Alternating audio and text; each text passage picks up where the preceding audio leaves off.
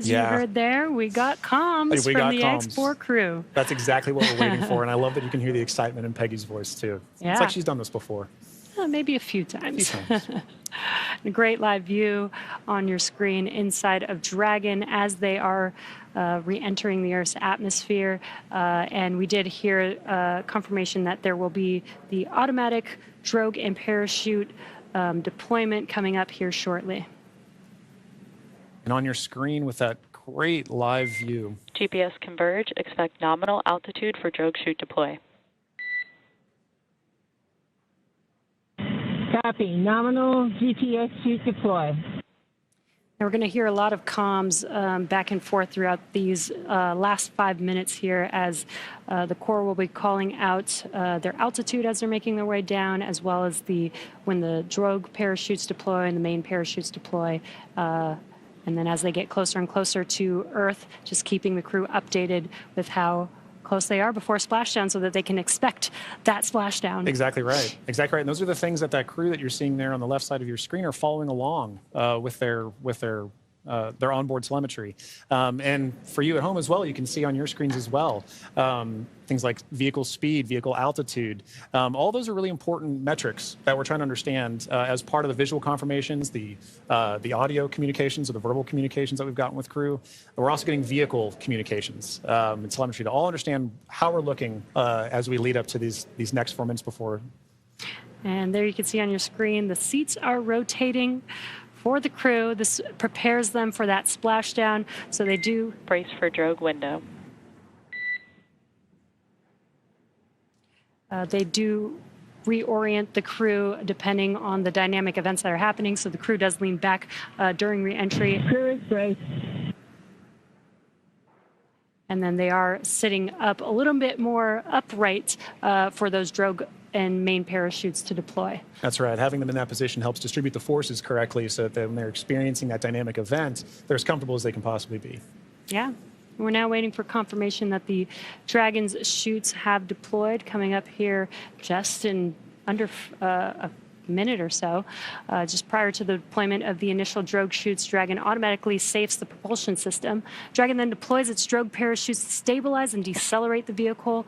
Then just before drogue deployment, seats automatically rotate to 26 degrees, which we just saw there, to keep the crew within acceptable G limits for entry and landing. And excellent view. Great view. Drogue parachutes are deployed.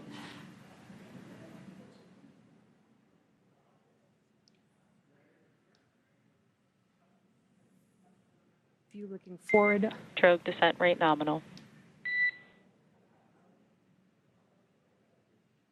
Descent rate nominal. Copy. Again, we're going to hear a lot of comms throughout this next 3 minutes here. This is looking forward on the Dragon spacecraft up at the chutes. Those drogue parachutes are fully deployed now, so we do expect those main parachutes to deploy here shortly.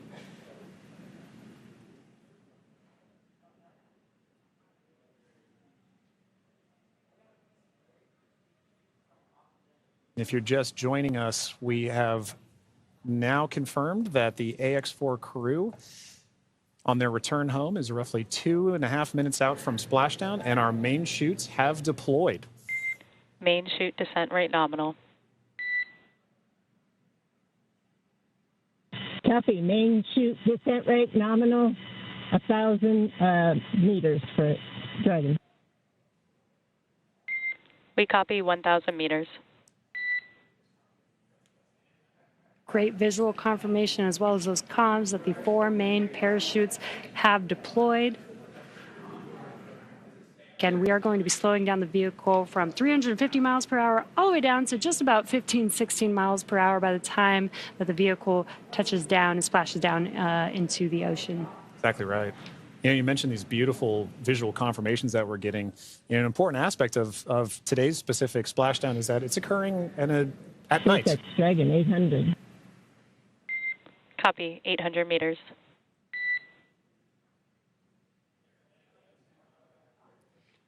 Commander Peggy Whitson confirming the spacecraft's altitude as it's making its descent into the Pacific Ocean just off the coast of San Diego in Southern California. Yes, love that. It's coming off the coast of my hometown. 600 meters. 600 meters. And at 600 meters, we're just under a minute before that expected splashdown. The landing in water is a lot simpler and more reliable. Provides a little bit of margin against unlikely parachute issues. We did have to learn how to make Dragon waterproof as we are splashing down into the ocean. But SpaceX copies 400 meters. Reminder to brace for splashdown.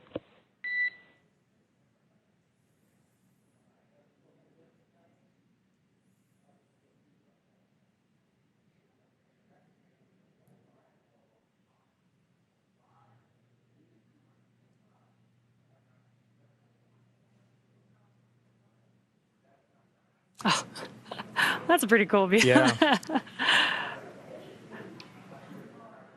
right. Maintaining the vehicle's signature through things like cloud layer and any kind of atmospheric disturbance allows us to maintain visual contact with the vehicle as it's making its final descent for its water landing. And it's a little foggy, as you can see there. Yeah, Pacific fog is rolling in. We've got some very bright lights as Dragon, you can see the ocean there. Dragon is about to touch down in just a few seconds here. And working their way towards the vehicle are the SpaceX and Axiom support teams that will be present for the next phase of our splashdown coverage today.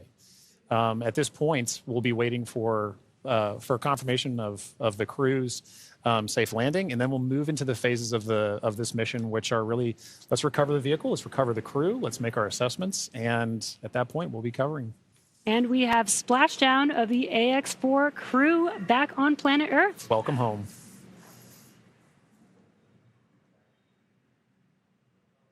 SpaceX Dragon splashdown. We are in Stable 1. SpaceX copies splashdown and Stable 1. On behalf of SpaceX, welcome home.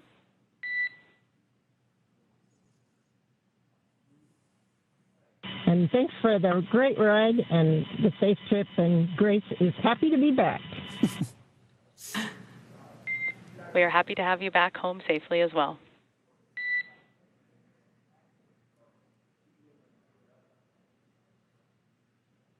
Some words between the Corps and our commander, Peggy Whitson, as the AX-4 crew has made it back home, splashed down at Dragon. SpaceX, for your awareness, SISTI system verifications are in progress. I will report back when recovery personnel are en route. Dragon.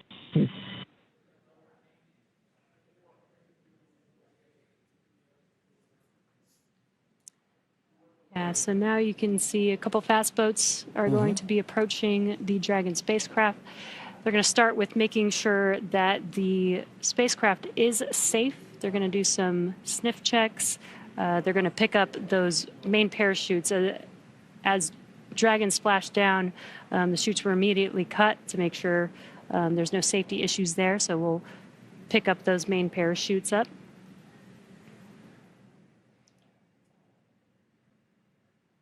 Once the crew deems that the spacecraft is safe, then our recovery vessel Shannon can begin to approach and begin the recovery process. So we are now eagerly waiting on recovery of our Dragon spacecraft with the AX-4 crew. Dragon has already autonomously completed several steps to save itself following splashdown. So for those of you just joining us, the return of AX-4 has gone smoothly so far, and we just got great confirmation that crew has splashed down. So Dragon successfully re-entered the Earth's atmosphere, followed by deployment of its parachutes to slow the spacecraft down to a gentle 15 miles per hour. And at that point, they successfully splashed down in the Pacific Ocean at 2:31 a.m. Pacific time, off the coast of Southern California. So at this point, like you mentioned, Jesse, we are just waiting for Dragon's recovery of that from Shannon. Yeah, upon detection of landing, Dragon automatically releases the main parachutes to prevent wind from pulling the spacecraft. Dragon then automatically saves any pyrotechnics still present on the vehicle and may automatically perform additional minor system reconfigurations.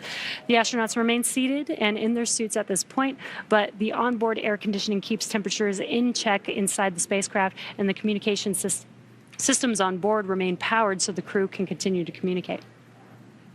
And as we're watching, SpaceX has 2 fast boats in the recovery fleet, which move very quickly to get to the splashdown point. And those are being followed by Shannon, the main recovery vessel, which will move into position upwind of the spacecraft. The 2 fast boats have very specific roles here in these operations. The first fast boat makes initial contact and is focused on immediate safety inspection of the vehicle, checking for vehicle integrity and any presence of hypergolic propellant vapors. This ensures that it's safe for Shannon to approach the Dragon spacecraft. Now, once Dragon is cleared for full approach, the team begins rigging the spacecraft for water recovery by the recovery ship. The second fast boat is responsible for parachute recovery and also serves a redundant boat to the first. So we'll see a team member, we'll also see a team member rather on a jet ski helping to gather up the now detached parachutes that you mentioned came off. Jesse. Yeah, and it'll take a little over 10 minutes for the recovery crew to complete their safety checks. Then once they're complete, the team will begin preparing Dragon to be lifted into the recovery vessel. As part of the preparation for this lift, one member of the recovery team will climb on top of the spacecraft so that they can attach Dragon's hoist rings and connect the lifting lines. Now, it will take us less than an hour to raise Dragon to the recovery boat and remove the crew from the spacecraft. And then after medical checkouts, the crew will return to shore by helicopter and then be flown back to Houston. That's right. And each of these next steps are entirely dependent on the status of the crew. Axiom Space's Dragon, SpaceX, we have pulled go for recovery personnel approach. Expect fast boats alongside in 1 minute. Dragon copies. We'll be waiting. And with that call from Core to Commander Peggy Whitson, you can see now the fast boat making the 2 fast boats making an approach to the Dragon that you see in the middle of your screen with that flashing green beacon. Now, as we mentioned, Axiom Space's chief medical officer is on the main recovery ship Shannon and is ready to put eyes on this crew for the first time since they departed quarantine together. And our medical teams will be with them every step of the way home.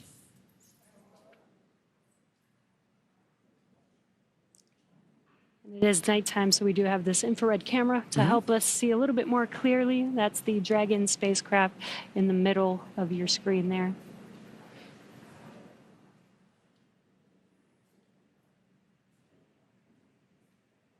These SpaceX fast boats are now making initial contact with the Dragon spacecraft. Excuse me.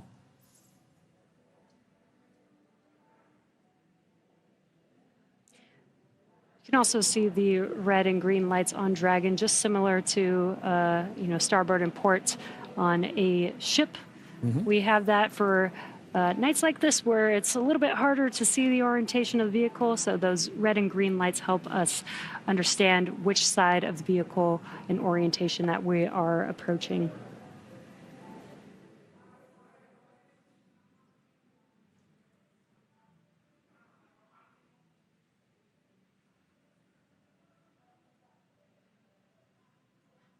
And it does look like they are pulling a main chute out of the water there. Again, those detach immediately as soon as the spacecraft splashes down. This helps prevent the wind from dragging the spacecraft after it's splashed down and helps keep the crew safe. But we do recover those main parachutes, keep them out of the water. Exactly. And as we just discussed, each of these fast boats has a very specific role that they play. That is all part of, again, the ground operations that support the retrieval and recovery of the spacecraft, as well as the X4 crew. So all of these are part of the ground training that's required in order to pull off those operations safely and successfully. So even though we're having, splashdown at night, right, we're able to ensure that we're executing smoothly, but executing successfully.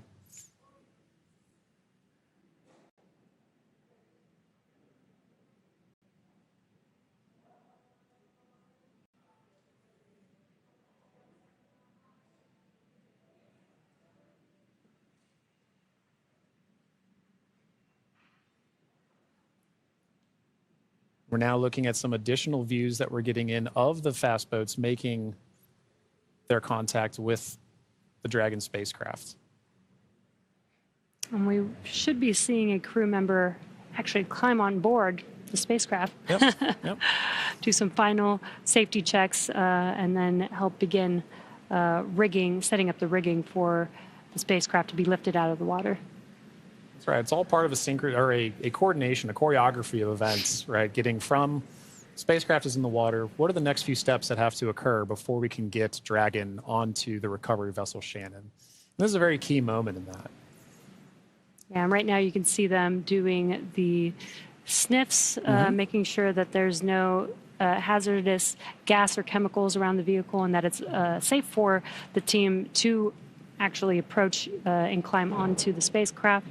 And as always, the recovery crew is wearing the PPE necessary to perform these operations.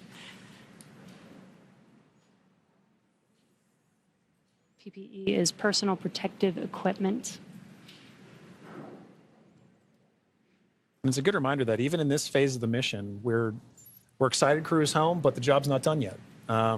We're taking this time to make sure that we're operating smoothly, that we're operating safely, so that we ensure a safe return for the crew on board the vessel and back home to their families and teams. Yeah, we call conclusion of the mission when the crew egresses the spacecraft, and egress means to exit the spacecraft.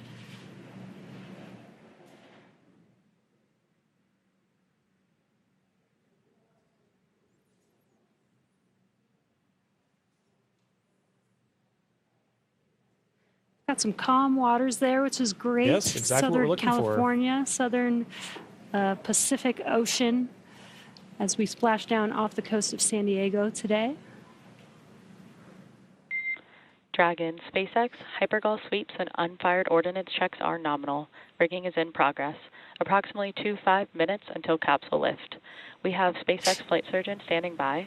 Please confirm crew are ready for post-splashdown PMC. Dragon copy go, and we are ready for post-PMC. Copy that, Dragon. The next call you hear will be from flight surgeon on Dragon to ground privatized.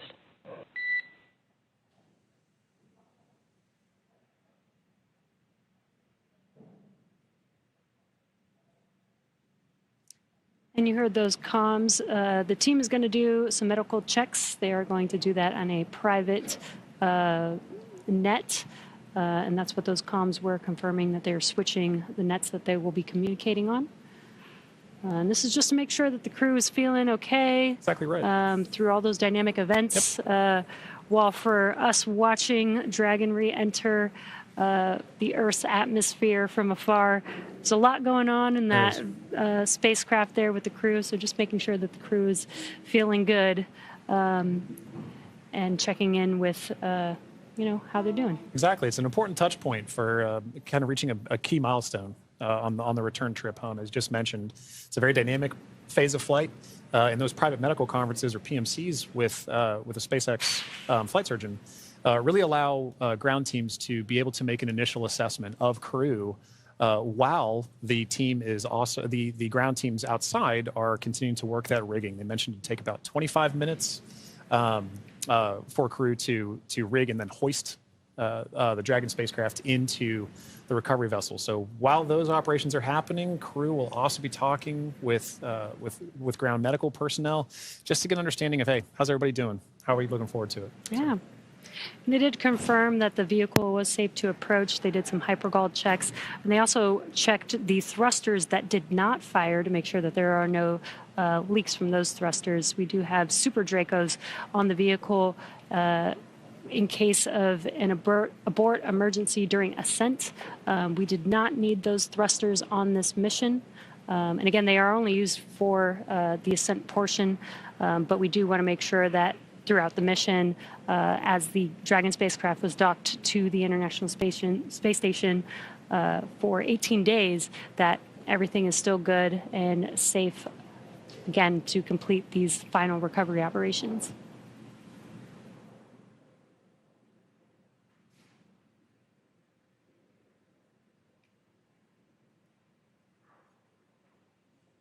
And again, it's a little dark because it's early, very early morning, but you can see the little window on Dragon and the light through it. Yeah, the Yep. little light inside there as the crew is patiently waiting recovery operations. It's a very different view that they're having outside that window than they had for their flight up and their flight home. Yes. But all the same, I'm sure that they're also glad to say, hey, we're home. If you're just joining us from home, you are seeing live views of the Dragon spacecraft that has returned home from the Axiom 4 mission. After launching on June 25th, the Axiom 4 mission... Dragon, SpaceX Dragon to ground is now unprivatized. Com check. We have you loud and clear on Dragon ground. Copy, Dragon. We have you the same.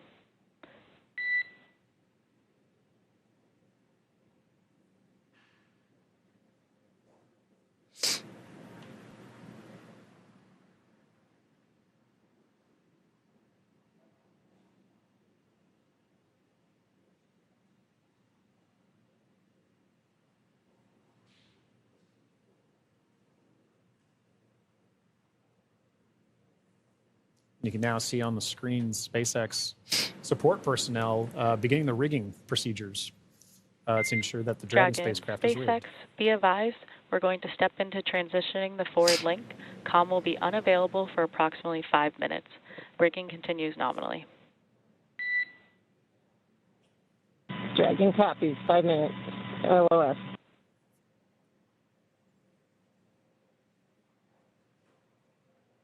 Again, the Corps just keeping the crew updated with the operations that they're performing. They won't have comms for about 5 minutes, but rigging is continuing, as we can see there, with the recovery crew member standing on top of the spacecraft. Yeah, working very important procedures for the next phase of the AX-4 mission. And for those of you who've been following along since June 25th, when a Falcon 9 lifted off from Kennedy 39A, this was a pristine new Dragon. That crew had the privilege and the pleasure of naming Grace. And now that it's gone through its first mission and landed back safely in the Pacific Ocean, you can see exactly what the spacecraft goes through on its return home, but very much a sign of a successful mission.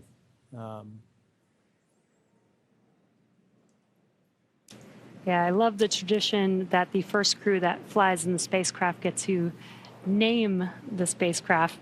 And Peggy Whitson had some great words on why they named the spacecraft Grace, Yeah. Which I think is amazing. And we've got a great fleet of Dragon spacecraft. And speaking of Commander Peggy Whitson, she's actually our third frequent flyer. Yeah. Our first frequent flyer was Michael Lopez Alegria from Axiom Space. Yep. Second being Jared Isaacman when he flew on the Polaris Dawn mission. And now Peggy Whitson flying for a second time on a Dragon spacecraft. At SpaceX, we're trying to make these vehicles reusable, just like aircraft when you fly and fly over again multiple times a day. And we're getting closer and closer to that with the same crew members flying again, which is awesome.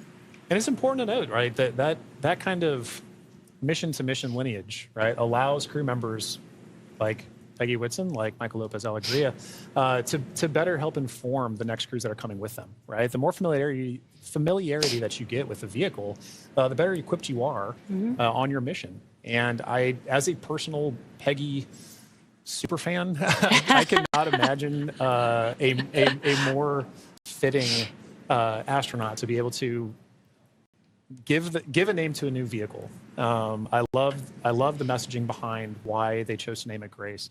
And to your point, Jesse, about the frequent flyers, I loved that during launch we could see I don't know if it's a new tradition potentially, but we got to see some boarding passes that SpaceX provided to the AX-4 crew, and because of her frequent flyer status, Peggy Whitson got a gold boarding pass, and I absolutely adore that she was able to have that distinction.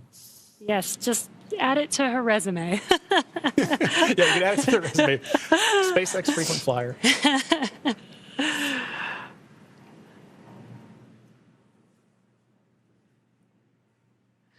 Yeah, I love the boarding passes. Again, always trying to make it as common as aircraft, planes that we fly on every single day. Exactly. And we're still just in the beginning, but I feel like we've made a lot of progress in the last 5 years, and we still have a lot of new things, new missions, and improvements that we want to make to, future spacecraft and launch vehicles. So I'm excited for the future. I really Exactly do right. believe that we could get to aircraft, plane, regular flight, Yeah. multiple flights a day within our future. I think we can. And human spaceflight it's a team sport, and it is something that you are always learning from. No matter how commonplace any of these missions get, right? There is always the amount of training that you put into it to execute that plan, train, fly mentality, and being able to perform these missions, being able to say that Peggy has flown on multiple Dragon spacecraft at this point, kind of highlight that every time she's going to still go through the same training that she did for the last mission, that all these crew members, that all of the ground support personnel are going to be ready to support missions like these from even well before crew is on the launch pad, all the way through Splashdown, pulling them onto the recovery vessel here for the Dragon spacecraft. And you can see on your screen both the fast boat and the recovery vessel Shannon making approach to grace our Dragon spacecraft.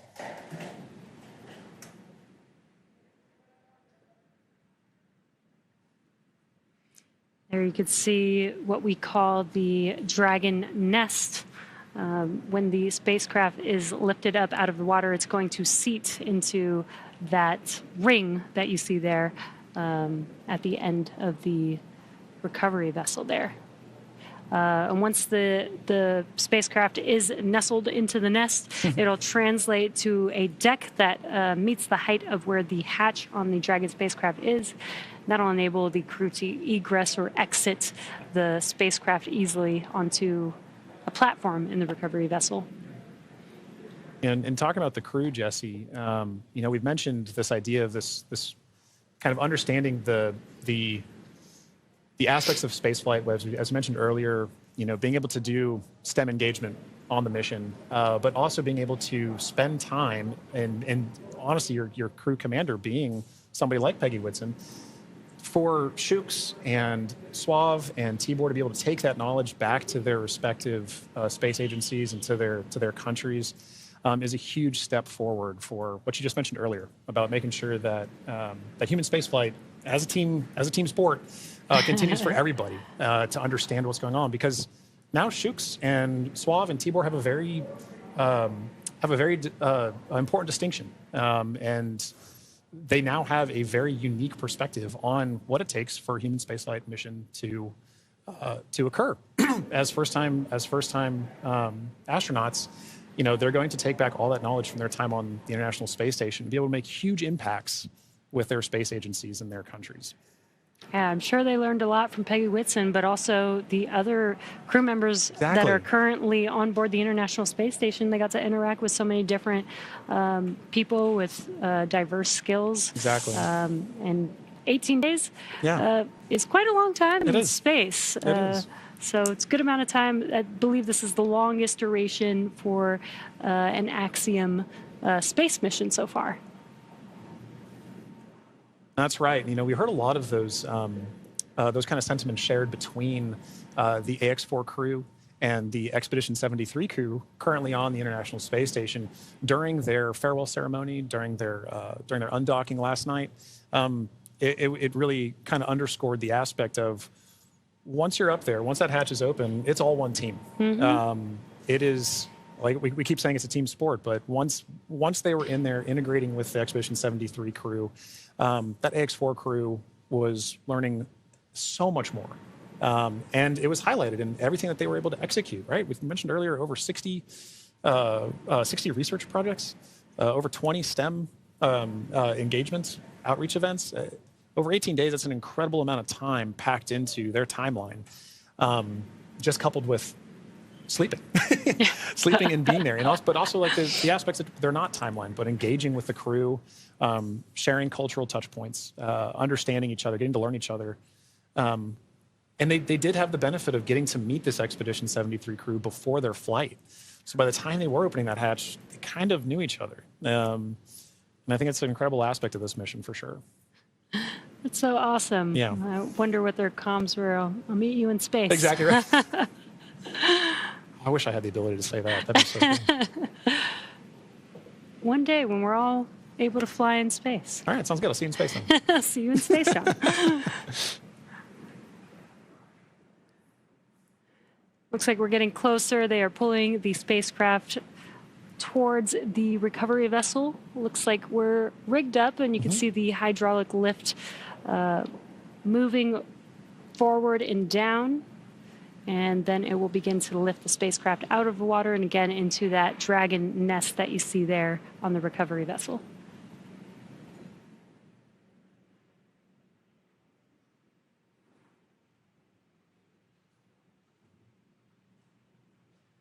I think one of my favorite parts is the recovery crew that's on the spacecraft gets to jump into the ocean That's right, when that's they're right. done. Yeah.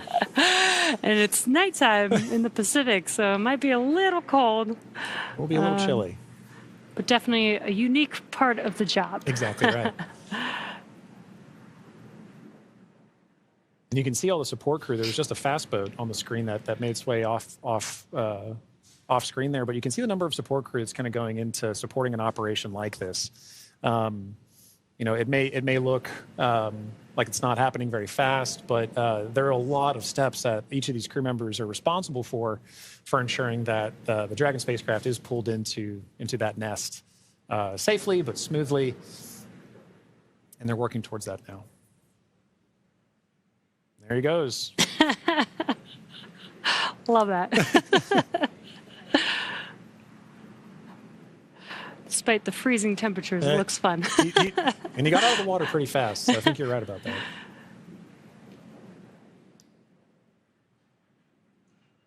All right. Looks like lift is about to begin.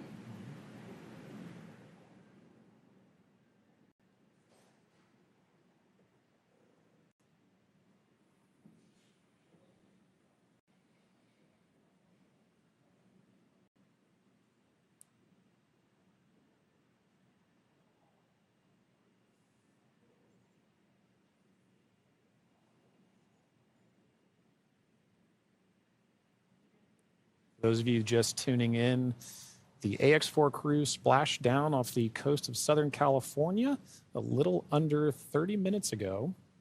And we are now in the Dragon SpaceX, rigging is complete. Stand by for capsule lift. Dragon copies. Dragon SpaceX, capsule lift in progress, brace. good verbal confirmations there and visual confirmations that we're getting a successful lift. Dragon copies.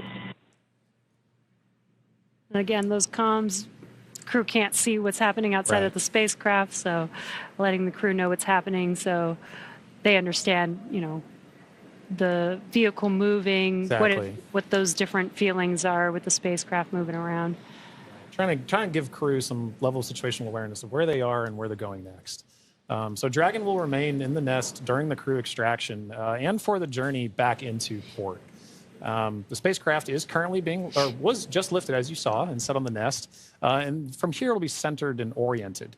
And then from there, Dragon will be translated into the hangar underneath the helipad aboard the ship so that we can then open the hatch. And once open, a SpaceX medical doctor will be the first one in to check on the crew to see if they are ready to egress out of the vehicle. And as we noted earlier, Axiom medical teams are also on the recovery vessel working in tandem with SpaceX staff to assess and assist the crew. The astronauts will egress, or what we call exit, from Dragon's side hatch, pending spacecraft orientation in in the water before opening the hatch. The spacecraft's cabin pressure must be equalized with the outside environment. Now, once the hatch is opened, that will be the Axiom 4 crew's first breath of fresh air since boarding Falcon 9 at the start of their mission on June 25th. And that will be an exciting moment for the crew, I know. But for the crew and also for the ground crews, getting that first confirmation of your crew exiting the spacecraft, getting good medical checks, and then coming out and giving a thumbs up is something everybody wants to be able to see, and we'll be able to see it soon. Yeah. And it looks like the spacecraft is nestled into the nest. Dragon, SpaceX, welcome aboard the recovery ship. Apology for the delayed call earlier. We are still working to transition the forward link. Recovery personnel are completing their final checks, and I will let you know when we are ready for translation across the deck to the egress platform.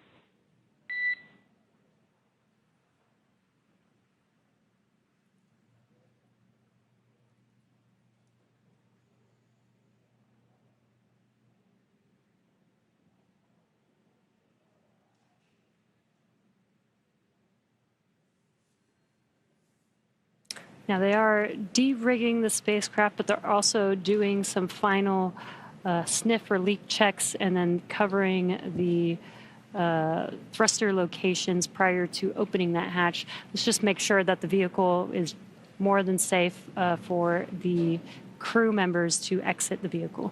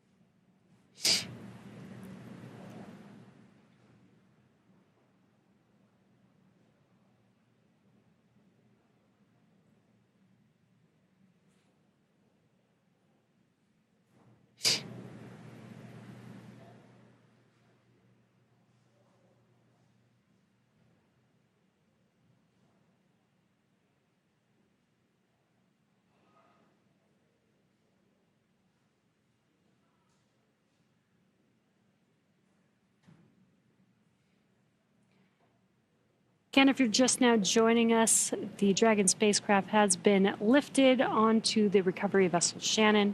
Now the recovery crew is safing the vehicle. They're putting some covers on the thrusters of the vehicle just to ensure, now that the spacecraft is no longer in operation, we don't need those thrusters. They did some sniff checks before they put some covers on it. SpaceX, comm check. We have you loud and clear in Dragon. Copy that, Dragon. We have you the same. Welcome aboard the recovery ship. We are working to troubleshoot the forward link transition. Stand by for translation across the deck. I'll let you know when we're ready for that. Okay, copy.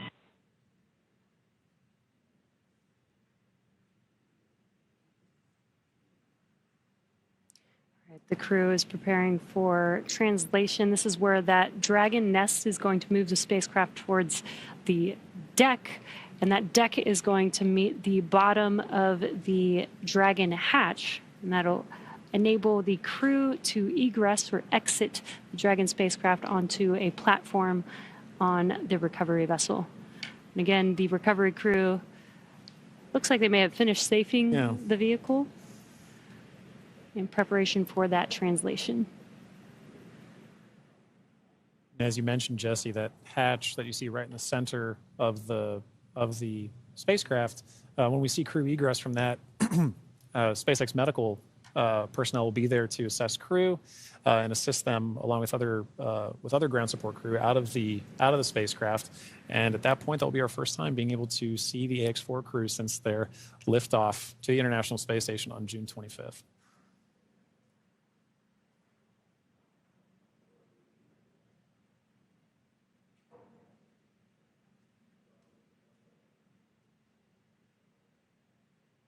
On a side note, I do love seeing crew go into and come out of the hatch, whether it's the side hatch or whether it is the docking port. I love seeing the smiles on their faces. Yeah, it's going to be exciting for them once we open this Dragon side hatch. Again, it'll be the first breath of fresh air in about 20 days for them since they boarded the Falcon 9 on launch day. And it is an interesting distinction. You launch in the Atlantic and you splash down the Pacific. It's very different breaths of air that you're getting. And you traveled all over space for thousands of miles. 288 orbits, something like 7.6 million miles, all just to come down across the country. Millions of miles, I should say.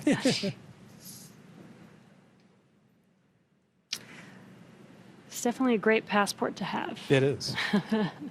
Maybe that could be the next memento that we can provide crew before they lift off as a passport that they can see. I think the locations would be orbits. That'd be really cool. Outside of Earth. Yeah. Earth orbits, low Earth orbit.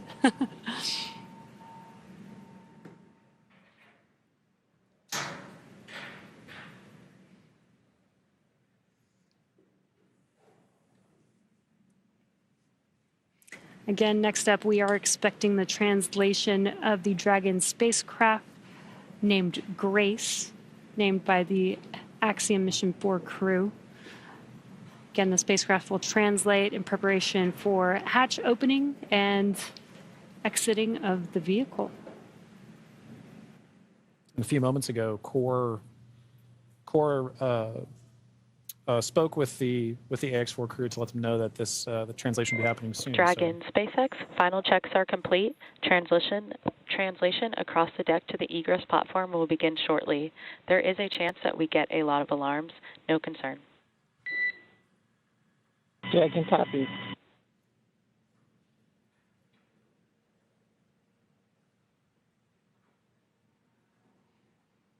And we have movement. Translation is beginning.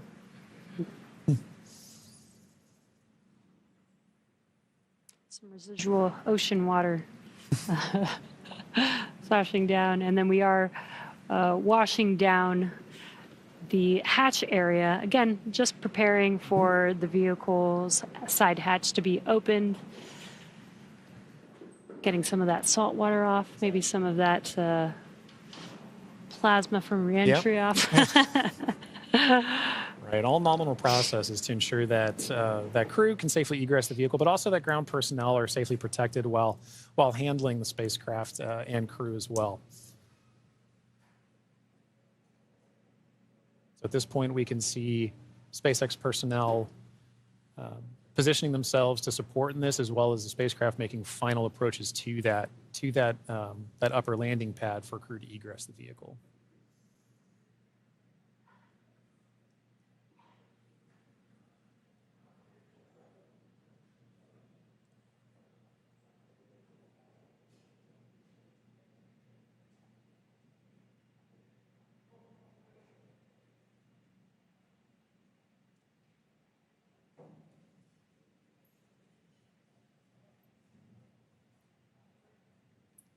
After that freshwater wash down of the hatch area, we're seeing some final wipe downs as well.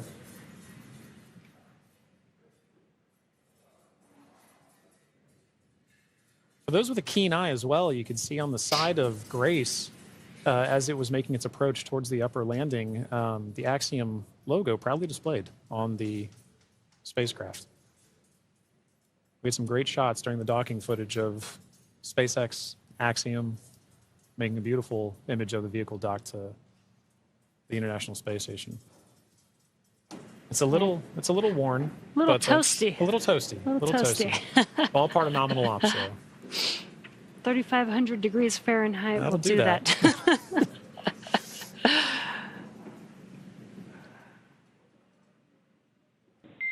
Dragon, SpaceX, standby for side hatch opening and egress of some smiling faces.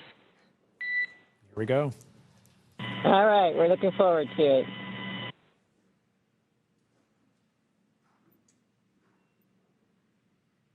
They are just about to open that side hatch. And again, first person that'll greet the crew will be the medical officer.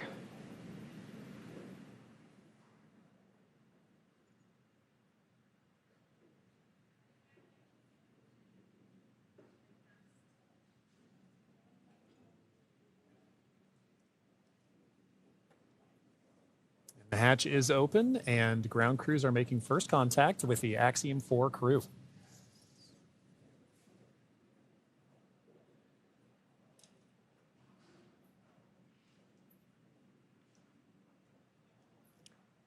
And you see that square looking tool, that's just a protector for the hatch seal for while the crew egresses.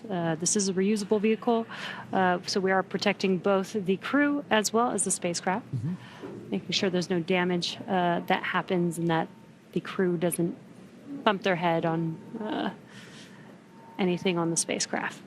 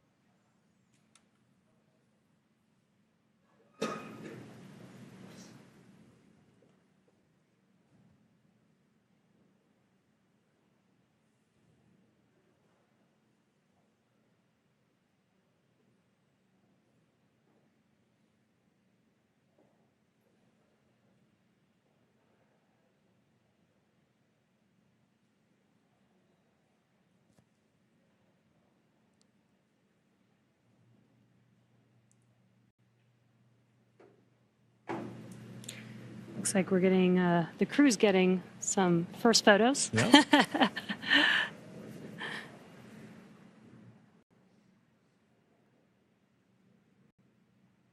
a good sign that they had good initial comms with medical personnel. So this time we are now just, if you're just joining us, we're waiting for the AX4 crew to egress or exit the Dragon spacecraft, also known as Grace, as part of the conclusion of their more than 20-day mission to the International Space Station.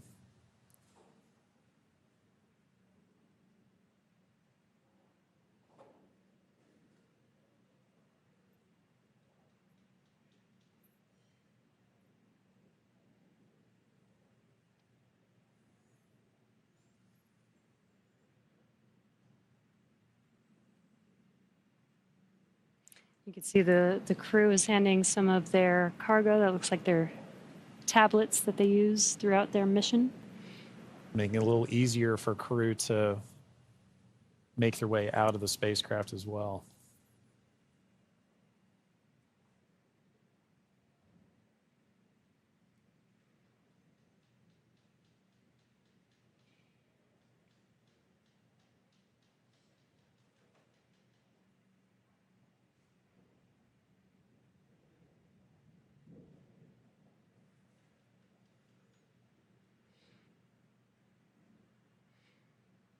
Looks like they just removed the footrests.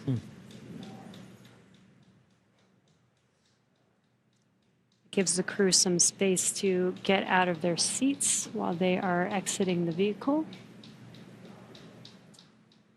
Now getting some great internal views of the AX-4 crew in their spacecraft. I already saw some big smiles, Yep. as people we've all been saying.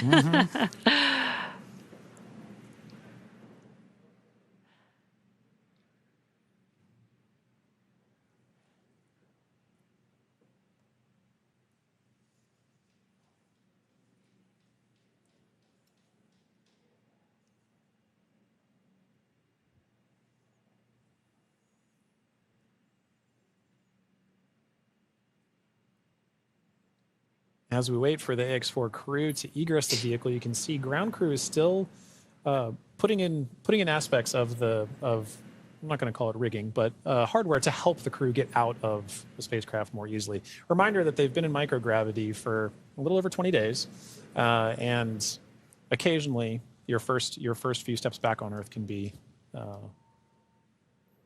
slightly challenging. It's a little different in microgravity than dealing with the gravity here on Earth.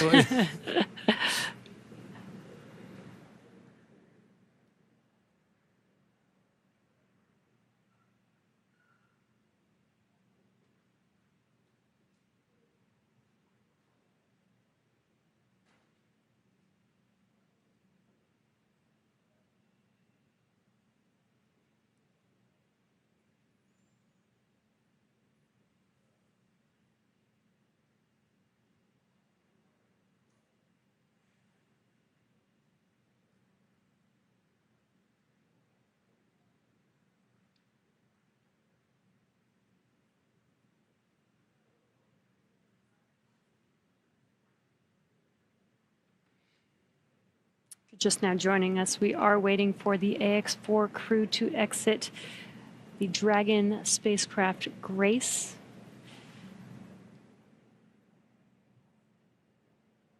Peggy, Shooks, Suave, and Tibor are at the end of their Axiom Mission 4. After 20 days in space, 18 on board the International Space Station. 18 days.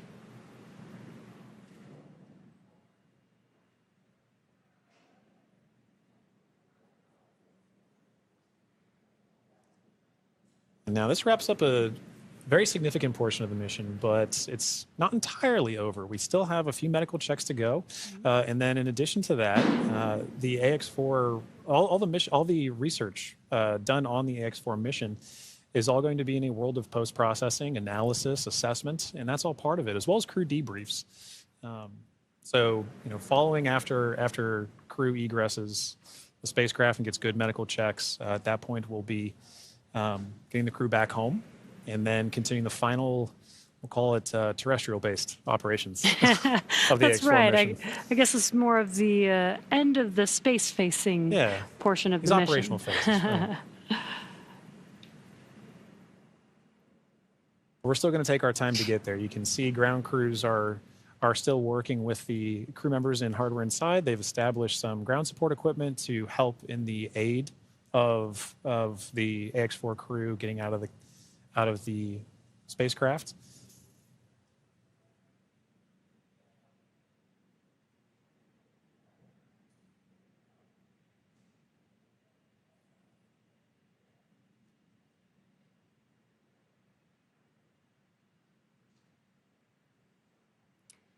And some of their aids are not too complex. That white platform that you see there is essentially a slide. Yeah. But an important one. A very important slide. But in addition to that slide, we do have, there's a complex tool that you mentioned earlier, Jesse, about protecting the seals.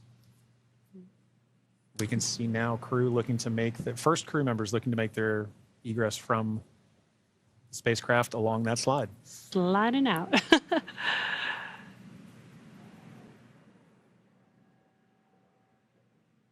And there she is. We see Commander Peggy Whitson, all smiles, exiting the spacecraft Grace. That is a beautiful sight. Peggy Whitson, the AX-4 commander, is home, having logged 695 days in space on 5 flights. She is the 7th on the all-time list for most days in space by a human. It's an incredible feat. Legendary.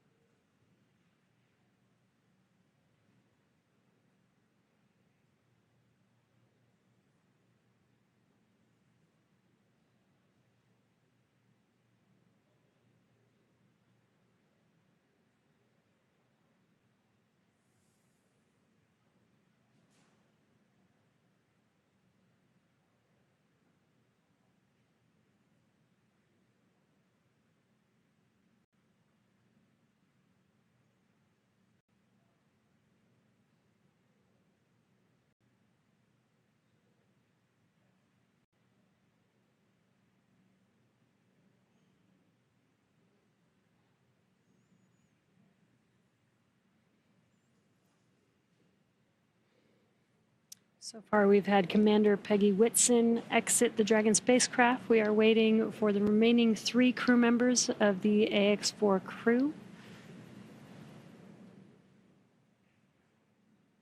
There's no real order to the egress. It's really up to the crew. So we're patiently waiting to see who's up next. Right.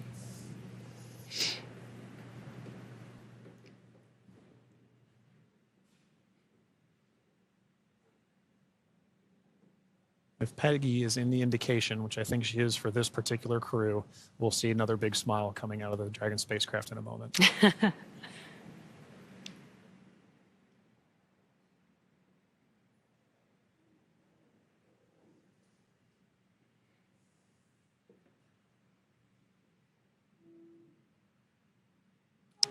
And we've got our pilot, Shubhanshu Shukla, as our 2nd crew member exiting the spacecraft. And some big smiles, as you said. India reached a major milestone for the nation's space exploration goals. AX-4 pilot Shubhanshu Shukla became the first astronaut to fly from the country's newly established astronaut corps. His participation marks a vital step forward for ISRO's Gaganyaan program, which aims to send Indian astronauts into space aboard domestically developed spacecraft. Shukla's flight demonstrates India's readiness to execute international missions and reflects the country's broader ambitions to become a key player in the global space community. As India continues to expand its capabilities in crewed spaceflight, this mission serves as both a proving ground and a symbol of its commitment to innovation, collaboration, and leadership in space exploration.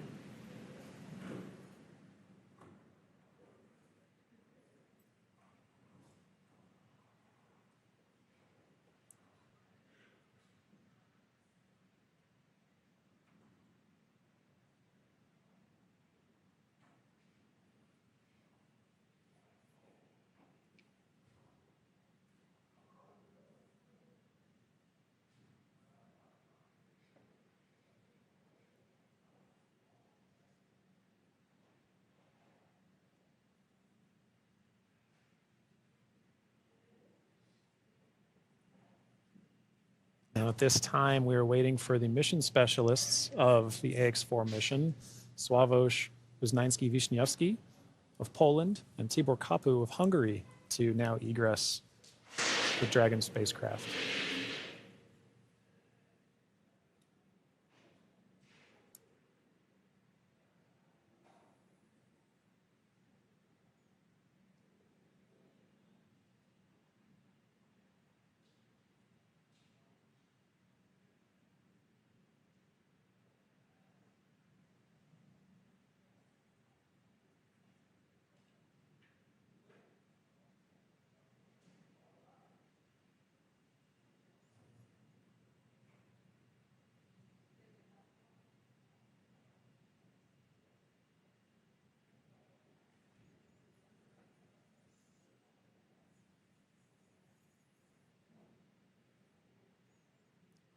We have our 3rd crew member now egressing the vehicle.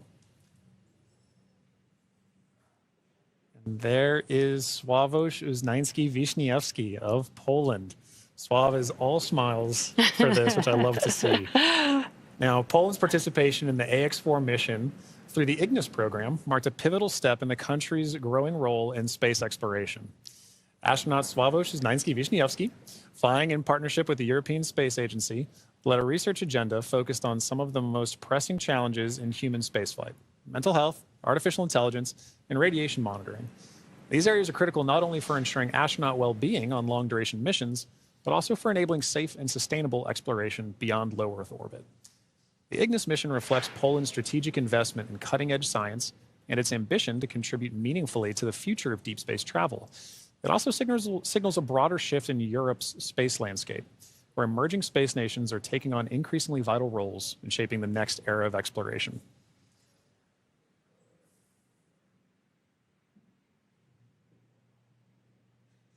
And based on that smile, I'd say Sław felt like he had a very successful mission.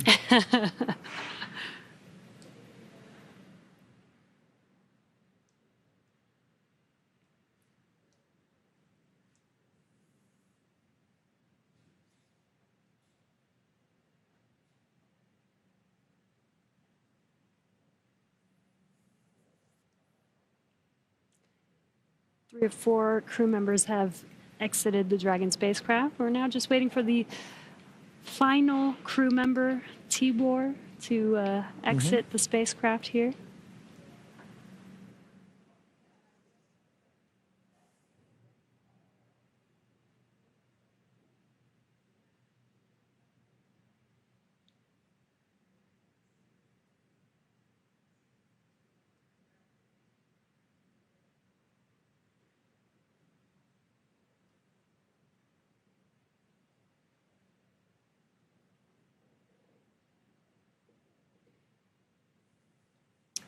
And last but not least, mission specialist Tibor Kapu.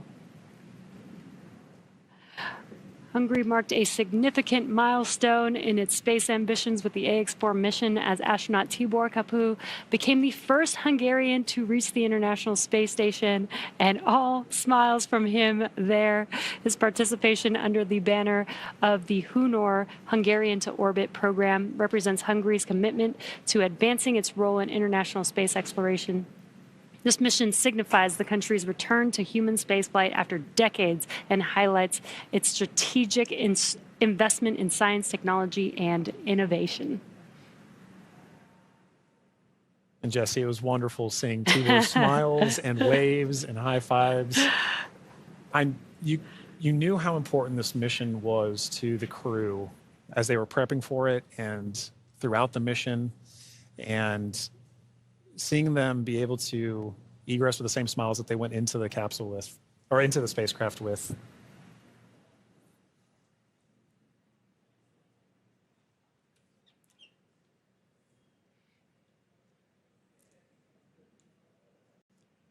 Well, at this point, the crew is now safely back home on Earth. Yeah. Now that our crew are safely back home on Earth and getting the first checks by SpaceX and Axiom space medical teams, we're going to wrap up our live coverage of their historic return. AX4 lifted off from Launch Complex from Launch Pad 39A at 2:31 a.m. Eastern Time on Wednesday, June 25th, and arrived at station on Thursday, June 26th. They spent about 20 days in space and 18 of those days on the International Space Station before undocking yesterday. And then this morning at 2:31 a.m. Pacific Time, they splashed down off the coast of San Diego, California. What an amazing journey it's been for them so far. Yeah, it's been absolutely incredible. And Jesse, it's been fantastic again sharing the desk with you. Thank you so much for joining me on this, and I'm glad we got to spend this time together. But now this crew's entire trip is home, we're ready to move on to the next phase of the mission. So to SpaceX, thank you for an incredible flight and taking such great care of our crew. To NASA, the International Space Station partners, and the Expedition 73 crew, thank you for helping make the efforts of the AX4 mission possible. We're really looking forward to collaborating with everyone again soon. And a special thank you to ISRO, ESA, and Hunor for entrusting us with this mission. And to all of you watching at home, it's been an honor and a privilege to share the journey of Peggy, Crux, Sław, and Tibor to space and back again. So as we bring this mission to a close, we celebrate how the AX4 mission continues to demonstrate that the opportunities presented in microgravity have now grown to include more countries, more institutions, industries, and individuals than ever before. Through missions like this, we're redefining the pathway to low Earth orbit and building for beyond. So be sure to check out axiomspace.com to learn more about flight opportunities available along our journey to the world's first commercial space station. I'm John Rackham, and we're now signing off with a final welcome home to the crew of AX4. And I'm Jesse Anderson. Thanks to everyone for joining us on another successful mission to the International Space Station. Check out spacex.com/launches for updates and for the schedule of upcoming missions. And be sure to follow at SpaceX on X. And that'll do us for us here in Hawthorne. We'll see you on the next mission. Welcome home.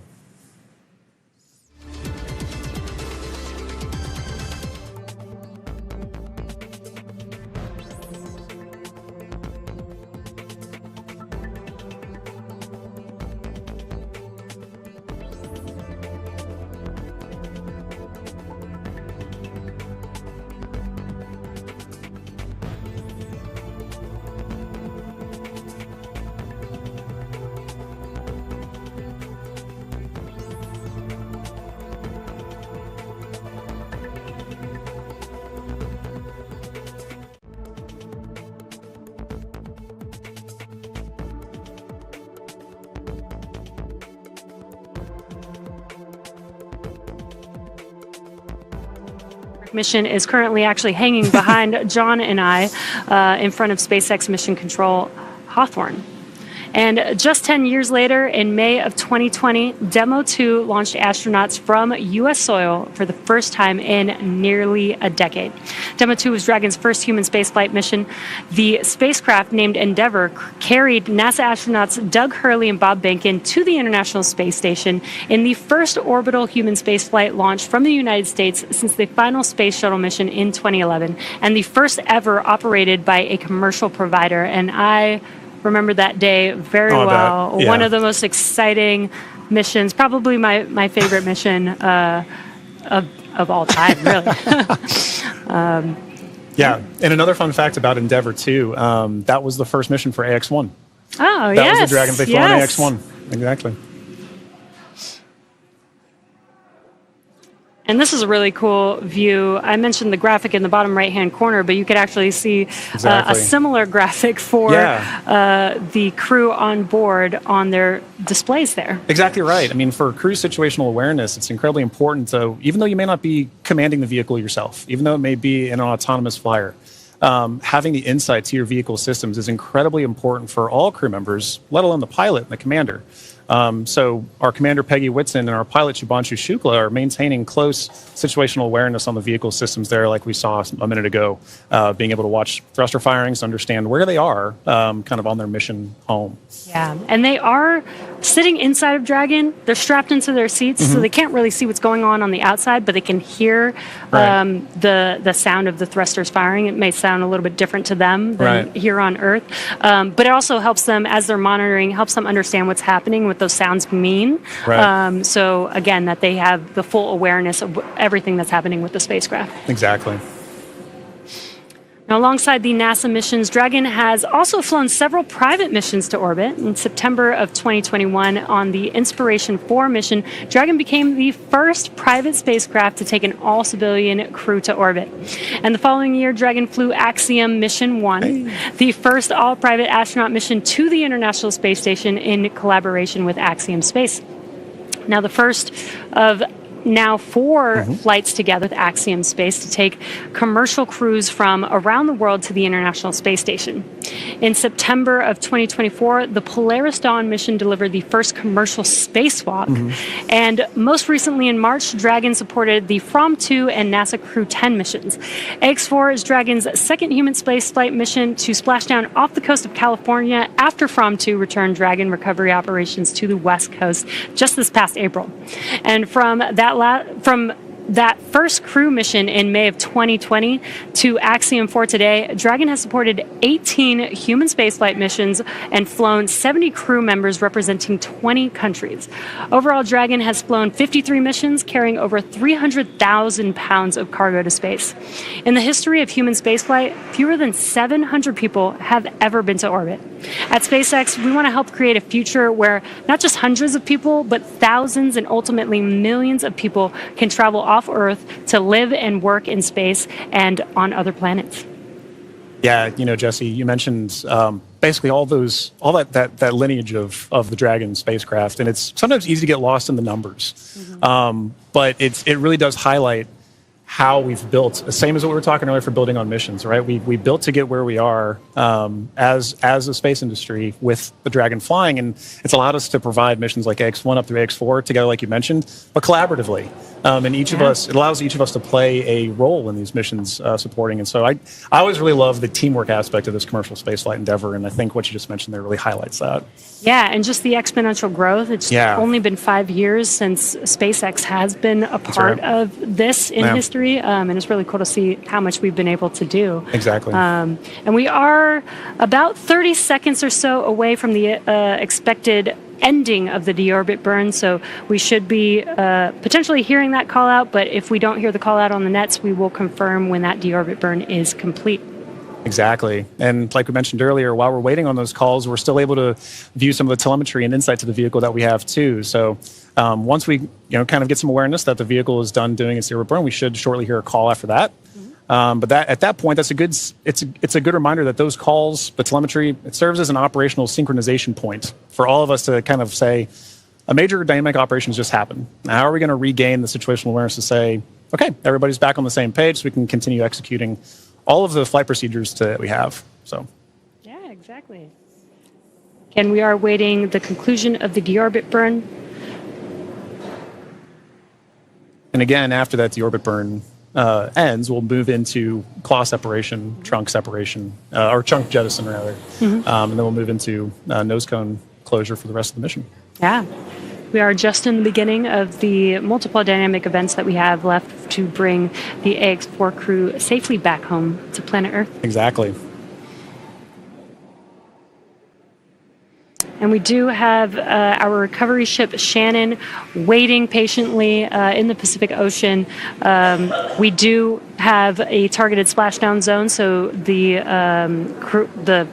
crew aboard the recovery vessel is there waiting, and once they splash down into the water, we'll send a couple fast boats, and then the recovery ship vessel Shannon will meet the crew, lift the Dragon spacecraft on board to the ship, help the crew get out of Dragon, and then they'll eventually do some medical checks, make sure that they're all good. Exactly right. Board a helicopter and take them back to land. Exactly right. I mean, like that is still a part of the very dynamic operations, and SpaceX and Axiom are both providing crew on the ground to provide in that work. So we have the retrieval of the crew and our Axiom. Dragon, SpaceX, deorbit burn complete and performance nominal. Trunk separation initiated. Awesome. Great news. We heard that call out. We heard that call out that the deorbit burn has completed, which is great news. We're moving on to the next events. So at the moment, Dragon is doing a couple of things autonomously. It's isolating the thermal control system fluid loops from the radiator. This system is what will help keep the internal temperature of Dragon temperate for our crew during reentry, as it does heat up a little bit on the outside of the vehicle. Next up, we are waiting for the claw to separate. The claw connects the trunk to the spacecraft, delivers power, telemetry, and fluids, and claw sep is the first step in trunk separation. And we did hear that call out for the initiation of claw sep. So that event is now in progress. We're waiting for the conclusion of claw separation. Nominal trunk jettison. And all of that just happened. Dragon copy. Refocus. claw separation as well as trunk jettison. There we go. And it's a good example of the kind of things that we're listening for on this phase of the mission. Really are back to back, and they're structured in a way that are very timelined, very expected. And so while we wait for those call downs, we want to be very cognizant of, is crew checking back in with ground, is ground checking with crew. But once the vehicle hits those certain points and the commands are retrieved, sent, executed, whatever, that we're waiting for those and we're expecting those. Yeah, and then we do have nose cone closure coming up in just about 3 minutes or so is what we are expecting. And in the background, Dragon is currently inhibiting those forward bulkhead Draco thrusters that we just used to complete the deorbit burn, ensuring it's safe to latch the nose cone shut for reentry. Also, the vehicle has initiated the nitrox suit purge. This will help keep the crew cool and comfortable during reentry, and which again is coming up in a few minutes, that nose cone closure in just about a couple minutes. Now at this point, the nose cone is preparing for closure. That's right. Yeah. And now for those of you just joining us, we are, as Jess just mentioned, we are in the phase of flight where we've now gotten good confirmation that the claw has separated, that the claw has retracted, and that the trunk has been jettisoned. And we're waiting for that nose cone to close. And a minute ago, we had good visuals inside the vehicle showing our commander, Peggy Whitson, and our pilot, Shubhanshu Shukla, engaging with those controls for the vehicle to maintain insight to understand where the vehicle is at this moment in time. And what you're seeing on your screen is a map of where Dragon is above the Earth. And again, it's making its way over, it's going to make its way over the Pacific Ocean to splash down off the coast of California. And you can actually see how close it is passing by the International Space Station there, which is pretty cool. Yeah. Again, it's amazing being able to actually maintain the kind of awareness we have on this, right? As, you know, last night when we were tracking undocking, kind of understanding where Dragon is relative to station with regards to things like the keep out sphere. It can be easy on a day like Splashdown when we're not talking about from undocking from the space station, to still be able to maintain awareness of where we are relative to it. I think in our orbit is fascinating. Again, we are waiting nose cone closure. And if you've been following along SpaceX, reusability is extremely important to us. That is what nose cone closure is for. In previous Dragon designs, we used to jettison the nose cone, but being able to close the nose cone allows us to just reuse it. We actually don't necessarily need it on the reentry, but it does protect the forward of the Dragon spacecraft during ascent, during launch, basically. That's right. Yeah, and being able to reuse that, I think, is an incredibly important aspect of what we're trying to do as we advance these missions, right? You take every mission and you learn from it, and you say, what can I do next with it? And so being able to now close your nose cone and keep the vehicle for next time is pretty important. Makes reusability and preparing for the next mission very easy. Exactly. But you're right. Now, once we're closing that nose cone, we have to make sure that there's no more Draco firings that are happening, because once those Draco firings are done, we can then safely close the nose cone and prepare it for reentry. Again, we are waiting for nose cone closure, and it is expected to be fully closed any moment now, so we are just waiting for that confirmation.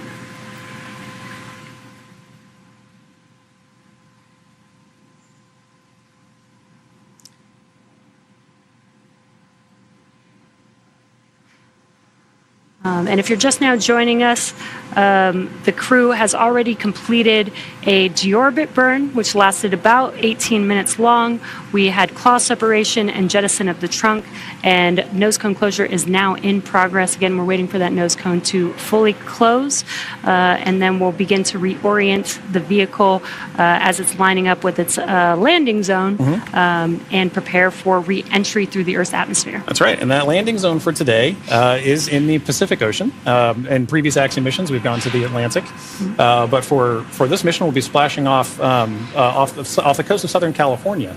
And at that point, once crew has landed has splashed down, rather, sorry, We'll be dispatching crews out to the crew to retrieve them, pull them aboard Shannon, our SpaceX's retrieval vessel, and at that time, ground crews will also be assessing crew, making sure they're okay, and Axiom Space personnel will also be providing support to the crew as we pull them back on board.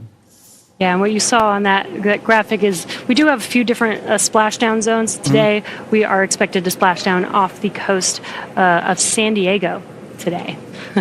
And there you can see the trajectory that Dragon is going to be making as it makes its way to that splashdown zone. That's right. So if you're in Southern California, you should get some pretty good views. We won't have any here today. We're inside. But we will be following along closely, obviously. Once those parachutes deploy, we get good visual confirmations of crew. It's important to note that the ground crews will know exactly where Dragon is landing. Or splashing down, rather. And at that point, we'll be able to go out and retrieve them. But prior to that, you should get a pretty good view of Dragon coming in. Yeah. I think it's a pretty cool view. I've seen the videos, haven't seen it in person just yet.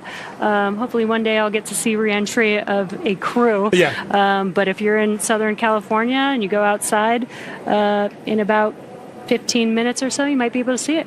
That's right.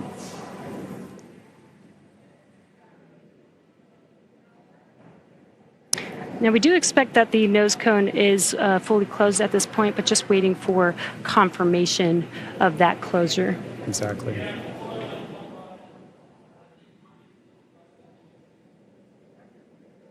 Again, the nose cone helps protect the forward bulkhead thrusters and just the forward section of the Dragon spacecraft during ascent. And closing the nose cone, again, just helps with recovery.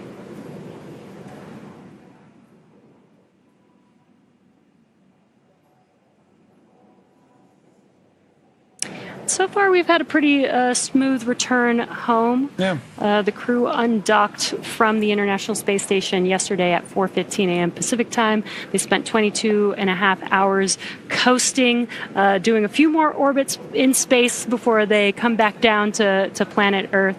And we're just under 30 minutes from them splashing down. And again, we have this new clock on your screen, in the middle of your screen, where you see that countdown to splashdown, which I love, because now you can see there's about 26 minutes before we expect them to splash down in the Pacific Ocean off the coast of San Diego today. Yeah, I think having the countdown really helps bring home that they're almost here.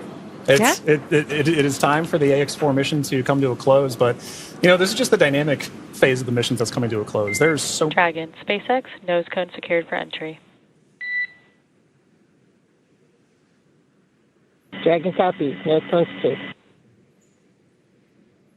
And great call out there. Yep. The nose cone is now fully closed, ready Excellent for reentry. confirmation. And what you're seeing on your screen is the crew operations and resources engineer. That's who was talking with the AX4 crew just now. right. Now, once it's time for our crew to splash down back on planet Earth, they'll be heading to one of several targeted sites supported by SpaceX. Until recently, Dragon recoveries primarily occurred off the coast of Florida. This year, SpaceX moved Dragon recovery operations off the coast of California to allow Dragon to complete its deorbit before safely jettisoning the trunk over the Pacific Ocean. AX4 will be SpaceX's second crew mission to splash down in one of the new locations. From 2 was the first in April earlier this year. The new splashdown locations are near Los Angeles, Oceanside, and San Diego. And spreading the supported sites across multiple locations helps maximize the return opportunities for this mission and future crews, lowering the chance that we'll have to wave off due to bad weather. So our fully equipped recovery vessel Shannon is stationed in Long Beach, California, and is currently standing by to support splashdown today. That's right. And like you said earlier, we'll be expecting to have that splashdown right off the coast of San Diego, as you can see on your graphic there. So we take into account many different variables, including what landing sites have favorable weather. And SpaceX teams have selected the primary landing site, as we just mentioned, as San Diego. Now, there are a number of weather-related items that play into splashdown and recovery operations. Some of the more obvious factors that impact operations are rain or chance of lightning in the recovery zone, both for the safety of the crew inside, obviously, but also for the recovery teams, as we've discussed, on the water. So we're looking for wind speeds that are less than 15 feet per second, or about 10 miles per hour, and relatively calm seas so that we can safely execute recovery operations. And these recovery operations include a lot, right? It's landing a helicopter on the recovery ship to fly our crew back to shore, but it's also pulling the Dragon spacecraft into Shannon, the recovery vehicle. Yeah. And as we've been mentioning, there are a number of variables and criteria that come into play, and they all help ensure safety of both the crew and the recovery teams. But weather conditions today are looking great in Southern California near San Diego. And for these operations, SpaceX closely coordinates with the United States Coast Guard to establish a safety zone to ensure public safety and for the safety of those involved in the recovery operations, as well as the crew on board the returning spacecraft. Now, multiple notices are issued to the mariners in advance and during recovery operations, and Coast Guard patrol boats are deployed to discourage boaters from entering the splashdown zones. And that's right. Like, we really want to stress to the public the need to respect this safety zone. Recovering a spacecraft from the water is a hazardous operation, as you can imagine. And any other boats interfering in the area not only increases the risk to the astronauts in the spacecraft, as well as the teams working to recover them from the water, but also to those themselves who would be going out to see it. So for the safety of the crew, as well as your own safety, we recommend you sit back from home, watch and follow along the action from your TV, as the teams who have trained extensively do this. For final entry briefing, report when ready to copy.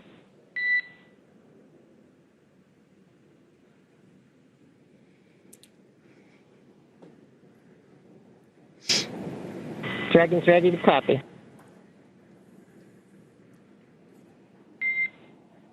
Dragon, I have no deltas to the previously briefed times. The vehicle is healthy, weather is still looking good, and recovery forces are on site. Predicted comm blackout starting at 0918 Zulu and ending at 0925 Zulu. How copy?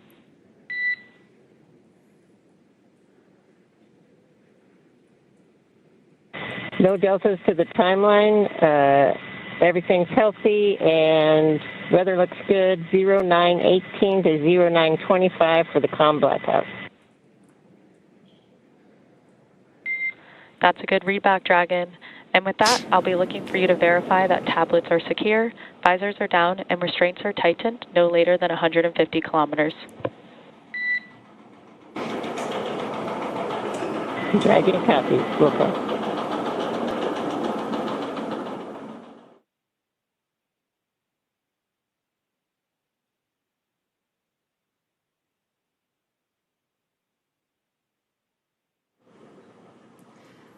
And we just had some great comms between the core and the crew. It sounds like everything is a go for Splashdown. We are expecting the blackout period to begin at 2:18 a.m. Pacific time. That lasts about 6 minutes, completely expected. We will lose comms with the spacecraft as the vehicle heats up with plasma around it, but we do expect them to pass through that in about 6 minutes and regain comms after that. So really exciting, about 21 minutes away from Splashdown. And as you might imagine, astronaut training can be extensive, from training that is specific to each crew member's role to learning SpaceX protocols, space station systems, and preparing for the science and outreach activities that they'll be conducting in space. Private astronaut training is rigorous. In addition to the training in the field like they do through NOLS, or NOLS, the Axiom 4 crew spent about 35 days training inside of Dragon. Now, to prepare them for flight, our teams at SpaceX spent the last several months teaching the crew about orbital mechanics and how to live in microgravity. While this was more of a review for Peggy Whitson, for the rest of the crew, this was their first time flying on Dragon. The training program includes nearly 100 different lessons covering all aspects of the flight. The crew spent time inside of our Dragon training spacecraft to run simulations of ascent, the International Space Station rendezvous, and reentry.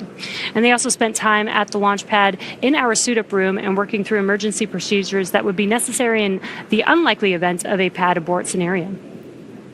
And beyond those critical trainings from SpaceX for the ascent and return phases of the mission, Axiom Space has facilitated a host of efforts over the last 10 months to ensure that the crew and all of those who support them, like ground operations, mission control, flight controllers, are all ready for the mission while on board station. And kicking off efforts for that training at Axiom headquarters in August of 2024, the AX4 crew immediately began to familiarize themselves with the range of teams and systems that they would need to become proficient with in order to succeed. From selecting the food that they would eat and learning how to prepare it with the food warming and hydration racks on orbit, to understanding the tools and systems available to them throughout the International Space Station. Every small detail is critical to mission success. So in Building 9 at Johnson Space Center, the crews learned and rehearsed routine operations, medical procedures, emergency situations, and media exercises. All of this built up to full-scale simulations that were then run in coordination with ground teams at Johnson and around the world. And as the name of the International Space Station suggests, specific modules are owned and operated by different nations. The crew traveled to Germany to earn their certification of these systems in the European module known as Columbus. As an ESA project astronaut, Swabish had additional trainings at the European Astronaut Center. The crew then traveled to Japan to learn the systems of the Japanese experiment module, also known as Kibo. With hands-on training that culminated in a round of testing, the crew became certified to use the systems of Kibo for their flight. And beyond the specific requirements of each space station module, the crew also participated in a range of efforts that would bond them into a crew and ensure that they were physically and mentally prepared for any mission scenario. So this included a week of training with the National Outdoor Leadership School, or NOLS, where the crew faced a week of kayaking against heavy winds. It also included a day in an altitude chamber to experience how their body reacts to different oxygen levels, and even included an underwater helicopter escape training simulation. SpaceX Dragon crew has tablets secured, restraints tightened, and visors down. SpaceX copies. Crew are configured for entry. 5 minutes until predicted comm blackout. We'll see you on the other side at 0925 Zulu. Copy 09250 on the other side of the blackout. Okay, and good comms there from crew that they are ready and configured for their return time. And, you know, an aspect of that is to wrap up our discussion about training. That's a major training point for crew, understanding how their return phase is going to look so that they know, let's go ahead and call ground and let them know that we're ready for maintaining it. So training really is at the heart of any successful mission. You plan, you train, you fly in that order. Yeah, exactly. Training prepares every astronaut, even those very experienced like Peggy Whitson, and she also did retraining with the AX-4 crew. It's important for the crew to train together. But this prepares them for any phase, any potential scenario in their mission. Exactly right. You know, and missions like this are important milestones for everyone involved, from the crew members who fly to those that they represent, to the host of scientists and engineers around the world who have an opportunity for their research or their technology to be tested in microgravity. Everyone learns from these missions. And for Axiom Space, this is at the heart of why we do these missions. We're building opportunities for others to advance what is possible and expand what is known. And we want to enable every human everywhere to take part in this. Now, after a beautiful launch on June 25th, the AX-4 crew docked with the International Space Station a little over a day later, opening the hatch and greeting the Expedition 73 crew on June 26th. The crew shared some good words in a welcoming ceremony and an astronaut pinning that we don't have there, but did happen, before quickly getting to work on their extensive itinerary. Now, each crew member brought with them a host of research, technology demonstrations, and outreach objectives, ranging from human physiology to space radiation impact studies, and even some gardening while they were up there. So this crew maintained a very full timeline, but they prepared for this, part of their training. Each crew member wanted to ensure that every minute of this mission was utilized and that all of their objectives were hit. So Peggy, Shooks, Suave, and Tibor were ready to work with their time on board. Over the course of 18 days on board the station, they accomplished over 60 research activities, as well as more than 20 outreach events. But as their time on station came to a close, the AX-4 crew participated in a brief farewell ceremony where they said their goodbyes to the Expedition 73 crew. And now for more details on the incredible work performed by this crew on orbit, check out axiomspace.com to see more. Yeah, I love that this crew did so much outreach. 20 events in 18 days is pretty remarkable. Yeah, it's so pretty very impressive. impressed, plus the 60 experiments on top of that. So I mean, and as we discussed earlier, it was a huge priority for them to be able to conduct those outreach events for the people of their countries who may not have had a chance to talk to an astronaut, to understand why are we going to space. Now they have a better understanding of that. And like you mentioned earlier, it's get them started young. Let them understand the passion of it. I know that my nieces, my nephew, right, they're excited about space. Yeah. They want to be involved in space too. So I can only imagine getting a call from Tibor, getting a call from Suave, and understanding What are we doing up there? Oh, that would be so awesome. Yeah. Now, we are expecting that blackout period coming up here in just about a couple of minutes. Now, this blackout period, this is when the Dragon spacecraft re-enters back into the Earth's atmosphere. What's going to happen is there's going to be a lot of plasma buildup as it's getting more through the atmosphere. And that plasma is getting to about 3,500 degrees Fahrenheit, building up around the spacecraft. So we will be losing comms. This is expected. Today we're expecting it to last about 6 to 7 minutes, and then we'll regain comms. And you'll probably hear the core after the expected blackout period time has ended. Make some comms, some calls to the crew until they regain the comms and get confirmation from the crew that they can communicate with each other. That's exactly right. You bring up a good point. An expected loss of comm, or sometimes you'll hear loss of signal, or LOS. It's an expected part of spaceflight. It is planned for. They are predictable, and mission operators or flight controllers work through that to understand when are we going to be able to have and maintain communications with the vehicle, communications with crew, and that can happen at any time during the spaceflight. So for this 5 minutes, right, based on the physics you discussed of the vehicle heating up, it's going to happen, and ground crews can predict for that and work around it. But it's a good reminder that we're waiting for those verbal cues, not just visual cues that we'll get. So we've been able to see some visual cues today of crew in their suits, but also be looking for visual cues later, right? Good parachute deploy. We're also listening though for good verbal cues. So we heard a minute ago, Commander Peggy Whitson was calling down saying that crew is in a good configuration for us to go into this period of no comms. Yeah, and we do expect that blackout period has probably begun at this point. Sure. And speaking of visual cues, I've had the opportunity to talk to some of the astronauts that have flown on our Dragon spacecraft, and they've said it's kind of one of the most spectacular sights they've seen. Really? With different, they said it looks like sparks outside of the window, but with multiple different colors, multiple different looks of what that plasma heating up around the vehicle looks like. So they should be experiencing that right now. The AX-4 crew still inside of the Dragon spacecraft. Again, this blackout period will last approximately 6 to 7 minutes. And again, we won't hear any comms throughout this period until the expected blackout time is complete, and then we'll start hearing comms from the core calling out to the crew. That's right.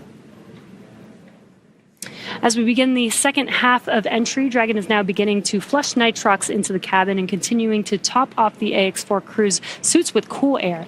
Again, this is what will allow the cabin temperature to remain comfortable while, as I mentioned, the external temperatures reach 3,500 degrees Fahrenheit. The heat shield is pointing forward, leading the spacecraft to the landing site. Dragon's primary heat shield is comprised of PICA 3.0, which stands for Phenolic Impregnated Carbon Ablator.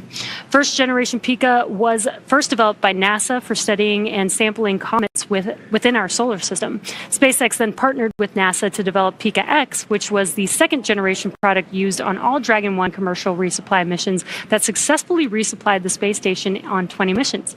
PICA 3.0 was developed specifically for use on Dragon as we prepared to begin flying crew with enhanced structural and thermal properties that optimized the heat shield and drove down cost and mass. The remainder of the Crew Dragon spacecraft is composed primarily of a SpaceX proprietary ablative material. It's another class of thermal protection which is lighter weight versus PICA and protects the underlying composite structure during re-entry to ensure the structural capabilities are maintained. Now, while Dragon will experience temperatures well over 3,000 degrees Fahrenheit during peak re-entry conditions, the characteristics of the TPS or thermal protection systems, coupled with the ECLIS environmental control and life support system in the pressurized interior will ensure that the AX-4 crew will stay cool and comfortable during all the phases of re-entry through splashdown with all that heat surrounding them. Exactly right. Well, now, as AX-4 set a new benchmark for private astronaut missions with the most research activities executed aboard an Axiom space mission to the International Space Station to date. With over 60 experiments representing 31 countries, the mission showcased the growing global interest in leveraging low Earth orbit for scientific discovery. The research portfolio included 8 technology demonstrations, 12 life science investigations, and 27 research projects. And this research spanned a wide range of disciplines, from cancer biology to regenerative medicine to even artificial intelligence, agriculture, and materials science. And this further demonstrates how low Earth orbit is a platform for innovation. Now, many of these studies were designed to address challenges both in space and on Earth, such as improving disease modeling, enhancing food security, and developing smarter autonomous systems. The scale and diversity of the AX4 research portfolio reflect a shift toward more collaborative science on orbit together, positioning commercial astronaut missions as catalysts for advancing knowledge and solving real-world problems. You know, Jesse, I think this is one of the most important things about a mission like this, is it allows us an opportunity to understand we have a number of problems that we're trying to address on Earth, and it is a unique opportunity to be able to go to low Earth orbit and understand some of the key aspects of that kind of research. And missions like AX4 really allow for those kind of problems to continue to have momentum behind them to be solved. The International Space Station has been tackling so many of these problems for over 2 decades now. Yeah. And that research needs to continue. It needs to keep going. I think a lot of people don't realize that some of the stuff that we have that seem very simple and common to us here on Earth actually sometimes come from the research that happens in space. Exactly right. Exactly right. One of the things we were talking about earlier is a major aspect of long duration spaceflight is the radiation impacts. And I know for me personally, I thought one of the really interesting research topics or research experiments that was being conducted on orbit for AX4 was looking at what are the different materials and properties that we can use to protect against space radiation. So during the mission, we had a great call between Peggy, Suave, and Dr. Lucy Lowe with Axiom Space to discuss exactly what it is that we're trying to protect for and understand why space radiation is so difficult to wrap. So, you know, missions like AX4, they're all important. And we are now seeing great confirmations of the Dragon spacecraft making its return back to Earth right now. And while we are in a blackout period, this is an excellent view, seeing Dragon from the ground as it's re-entering back into Earth's atmosphere. Now, that blackout period is expected to conclude at 2:25 a.m. Pacific time, so just a couple more minutes here, and then hopefully we'll get some comms back between the core and the crew. But in the meantime, at least got some cool views of the crew almost back down here on Earth. Exactly right. And you know, making that kind of visual confirmation is such an important part of what we're tracking today. We're tracking a lot of very dynamic operations. And so being able to see what we see on the screen there is incredibly important for mission controllers. Dragon, SpaceX, comm check.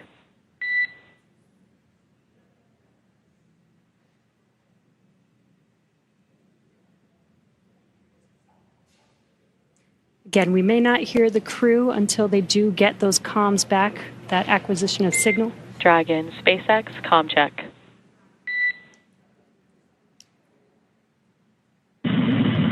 SpaceX Dragon, we have you loud and clear. Dragon, we have you the same. Expect automated chute deployment. Dragon copies, automated chute deploy.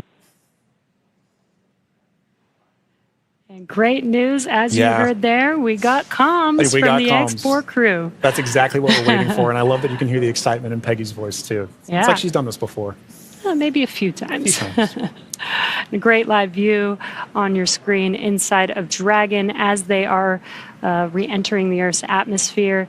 And we did hear confirmation that there will be the automatic drogue and parachute deployment coming up here shortly. And on your screen with that great live view. GPS converge. Expect nominal altitude for drogue chute deploy. Copy. Nominal GPS chute deploy. Now we're going to hear a lot of comms back and forth throughout these last 5 minutes here as the Corps will be calling out their altitude as they're making their way down, as well as when the drogue parachutes deploy and the main parachutes deploy. And then as they get closer and closer to Earth, just keeping the crew updated with how close they are before splashdown so that they can expect that splashdown. Exactly right. Exactly right. And those are the things that crew that you're seeing there on the left side of your screen are following along with their their onboard telemetry. And for you at home as well, you can see on your screens as well things like vehicle speed, vehicle altitude. All those are really important metrics that we're trying to understand as part of the visual confirmations, the audio communications or the verbal communications that we've gotten with crew. We're also getting vehicle communications and telemetry to all understand how we're looking as we lead up to these next 4 minutes before. And there you can see on your screen, the seats are rotating for the crew. This prepares them for that splashdown, so they do Brace for drogue window. They do reorient the crew depending on the dynamic events that are happening. So the crew does lean back during reentry. Crew is braced. And then they are sitting up a little bit more upright for those drogue and main parachutes to deploy. That's right. Having them in that position helps distribute the forces correctly so that when they're experiencing that dynamic event, they're as comfortable as they can possibly be. Yeah. We're now waiting for confirmation that the Dragon's chutes have deployed, coming up here just in under a minute or so. Just prior to the deployment of the initial drogue chutes, Dragon automatically safes the propulsion system. Dragon then deploys its drogue parachutes to stabilize and decelerate the vehicle. Then just before drogue deployment, seats automatically rotate to 26 degrees, which we just saw there, to keep the crew within acceptable G limits for entry and landing. And excellent view. Great view. Drogue parachutes are deployed.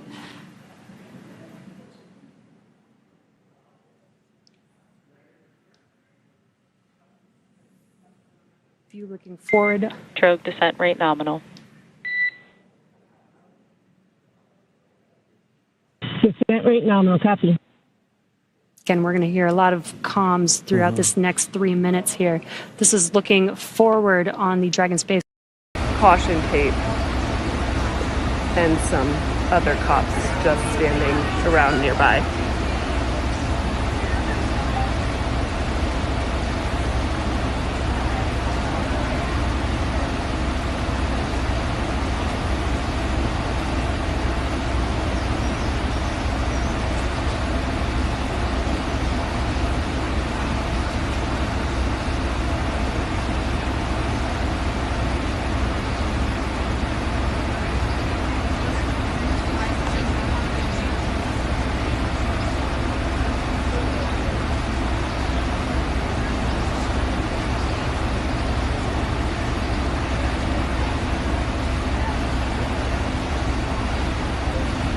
Perfect, thanks.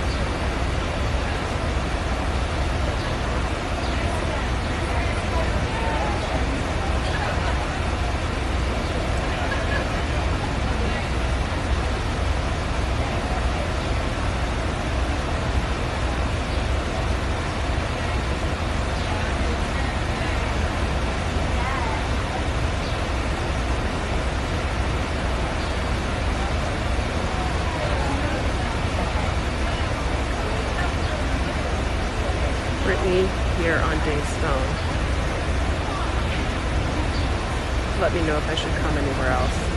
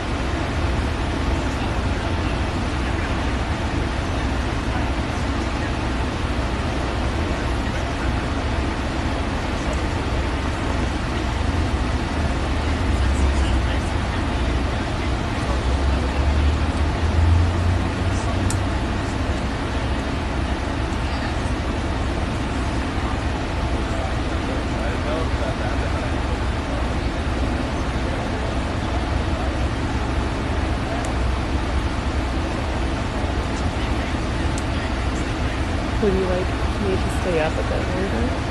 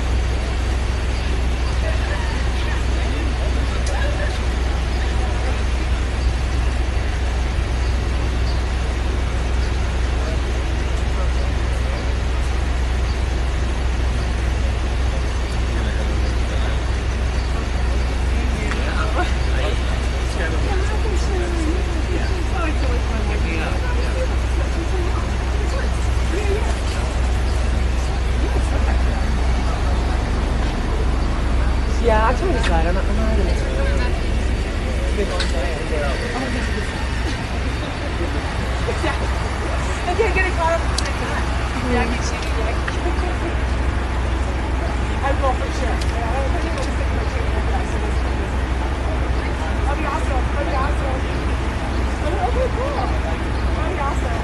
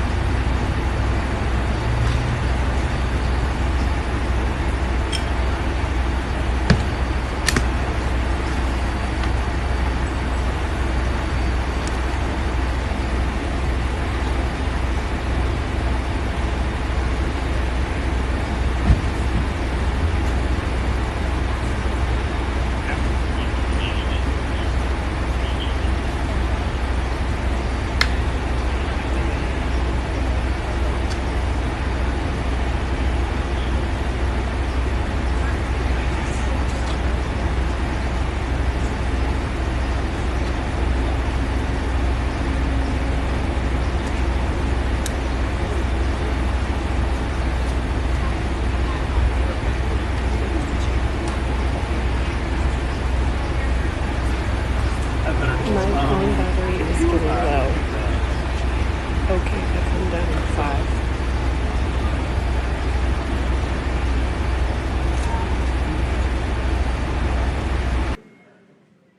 5. Ensure parachutes are fully deployed now. So we do expect those main parachutes to deploy here shortly.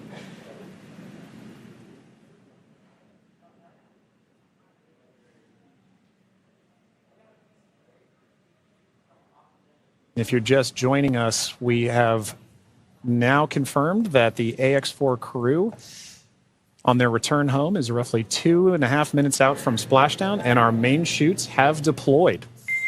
Main chute descent rate nominal.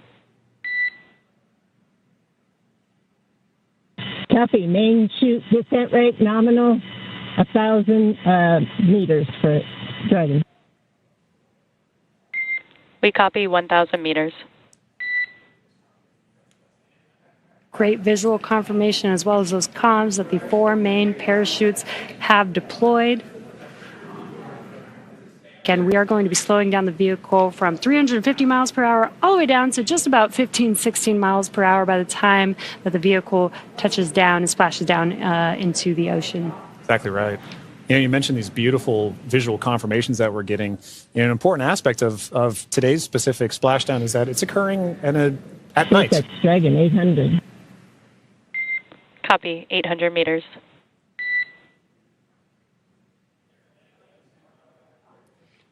Commander Peggy Whitson confirming the spacecraft's altitude as it's making its descent into the Pacific Ocean just off the coast of San Diego in Southern California. Yes, love that. It's coming off the coast of my hometown. 600 meters. 600 meters. And at 600 meters, we're just under a minute before that expected splashdown. The landing in water is a lot simpler and more reliable. Provides a little bit of margin against unlikely parachute issues. We did have to make Dragon